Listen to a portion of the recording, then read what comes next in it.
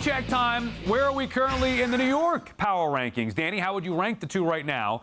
And who do you feel the best about between the Mets and the Yankees? So I look at the American League East, and all those teams are well above 500 right now. And I think that the Yankees are still trying to figure out who they are. I think their offense has stunk a little bit. The pitching has been okay, but obviously they're missing a ton of guys in their starting rotation. And then I look over at the Mets. They're also missing some guys in that rotation, but I like the Mets a little bit more than the Yankees right now. I feel like they have a really cool mix of veteran guys and younger guys who are playing their roles and doing their jobs and coming up clutch. But I do think what the Mets just did, honestly, the past 10 days and the past 10 games, I'm so impressed by. They're coming over. I know, Sal, you mentioned David Peterson. That's not up to snuff right now, and I totally agree. And I think that they have other guys who can come in. But I like the Mets a little bit more as far as the culture that they're building and the consistency that I've seen from them, especially going west. Like, I think we're underestimating how hard it is to do what they did. Yeah, I'm going to jump right on top of what you said there. I think the Mets are easily the more favorable team right now.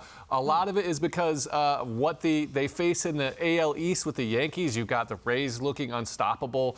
The Orioles look like they've really started to build, and this might be their stride.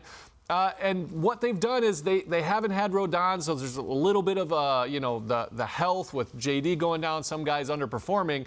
But the Mets have had almost the exact same thing and even worse for when it comes to health.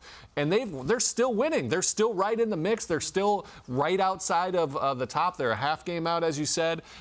And they're only going to get healthier. And so I think that is a big push for why the Mets have a better outlook. And they still get to beat up on teams like the Washington Nationals versus there's really no sour down team right now in the AL East. Yeah, and I agree with that. I think that's why I'm picking the Mets, just because they're both flawed teams. Right? We've seen that with both at this point. Everyone has to overcome injuries, and so I think that's what you'll see. And I think both of the teams are good enough to be there towards the end. But the National League, I feel like, is a little bit weaker in terms of talent. Like, not just the American League East, but there's two teams in the Central the Yankees have to be worried about. There's three, maybe four teams in the American League West that are difficult. And there's not that same number of teams in the National League that the Mets have to kind of get through. So I feel like the pathway for them at the end of it might be a little bit easier, let's say towards the end of the season. Interesting. I think the Yankees division could be tougher, believe it or not, even with the Braves in the Mets division. But I think overall, the NL will be tougher for the Mets to get through. Bottom line is, I agree with what you said there, Jim. Neither team right now, to me,